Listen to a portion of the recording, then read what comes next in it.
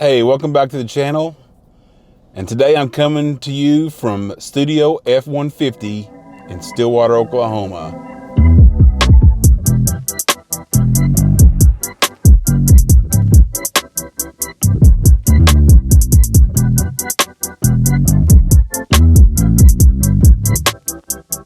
Today we're going to talk to you a little bit about the new DJI Mic 2 system they just came out with just a couple of days ago. Why I bought this, I don't know. I'm a sucker for sure. I fell victim to all the hype on YouTube and went ahead and bought it, but I want to talk a little bit about it and why you should or maybe shouldn't buy it. First of all, let's talk about this case. Everybody's seen this case that comes with it. This thing is absolutely ridiculous to put in your camera bag. Like, it won't fit straight up and down unless you have a super deep backpack. So you have to set it in like this on at least my backpack. And it's taking up way more room than it should. And there's a lot of dead space in this bag. So keeping it in this bag, everything in this bag and in your camera bag is really not very practical at all. I don't know why manufacturers or companies can't figure out how to put everything in this box right here. This is all I want to take with me is this box and have everything in here. The wind muffs, the cords, everything in this box. I mean, either make it fit in here somehow or put like a little mesh pouch back here so you can put everything in there. Or just make another shelf down here so you can open it up and have all the stuff down here. Anything. Like, I don't want to carry all this crap around in my bag. It's just it's not practical. And like I say, there's a lot of dead space in this pouch. Like you can see inside. I mean, there's a lot of dead space in there that you have to account for. Oh man, it just drives me crazy. This drives me crazy. So some of the new advancements that they made with the DJI Mic 2 is they put 10-bit in. Is it 10-bit? Fuck, I don't even know what it is. 10-bit float recording. So if you don't know what it is, you can do a backup recording in 10-bit float recording, which all these people are going crazy about. And apparently you cannot clip it or make it too soft. You have a lot of leeway to do any kind of adjustments in post if you need to. Well, I can see this being really useful if you're going to be using this microphone system in a more professional setting, like if you're doing weddings or something like that. But if you're just making stupid little videos like this, little stupid little YouTube videos, you don't need no 10-bit float recording, okay? That you don't need it. All you really want is a backup recording taken like 10 decibels lower than your normal recording. And that way, if something happens, you have a backup. That's all that you really need. And in the video I did just a few days ago, where my audio was clipping all over the place because I didn't check the levels before I started recording, I wish I would have had a backup recording, but I didn't have it set to automatically record. If I'd have had that backup recording, boom, I'd have been in business with decent audio. It doesn't need to be 10-bit float, or is it 10-bit float? Whatever it is. 10-bit, 12-bit, whatever float. You don't really need that unless you know that you need that. Even though it's a big technological improvement, I know it is, but it just really depends on what you're doing with the microphones. But for the majority of people, if you're just making stupid little videos like this, you don't need it.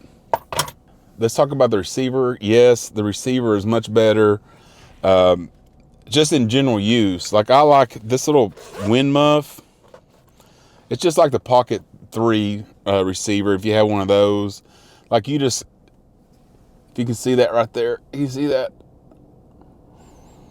It just pops right into the 3.5 millimeter headphone jack, and it sits in there real nice. You don't have to fumble around trying to screw stuff in and making sure everything's, connected and all that before you get going. I mean, it's a lot easier to put that on and make sure it's secure. Another feature that they've included is noise reduction. How do you turn that on? I can't remember how you turn that on. Let's see here. You know, I gotta turn off the recording. Maybe it's the power.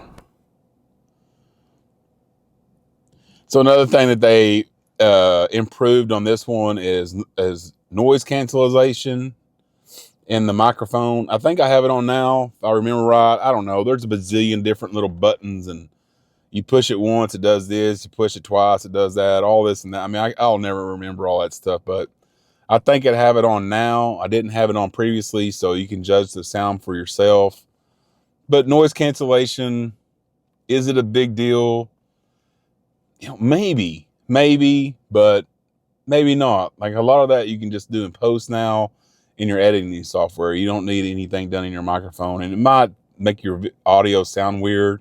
I don't know. I'll have to wait and see. I'm going to turn it off now just to see what it sounds like. And we're going to turn it off right now and see what it sounds like. Is it any different at all? Who knows?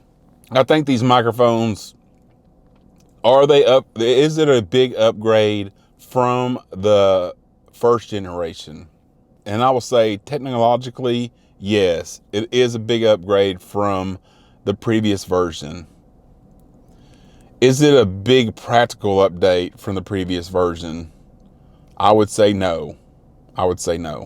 So why did I buy it? Well, one, because I'm a sucker, and obviously I need to pare down some of my viewership on YouTube, so I don't have to even make these decisions anymore. I really am tired of even looking at these type of videos where I get tempted to buy something. So I need to pare that down, but I'm a sucker for that kind of stuff. And number two is the clip on the receiver is a lot more sturdier on this version than it is the last version. That clip on the last version was just an accident waiting to happen.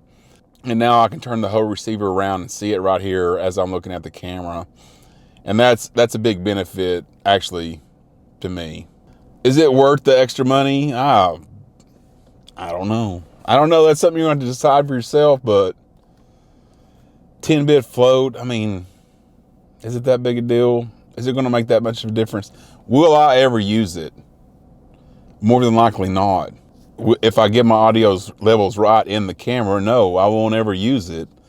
Have I used it with a Pocket 3 microphone? No, I've never even used it one time.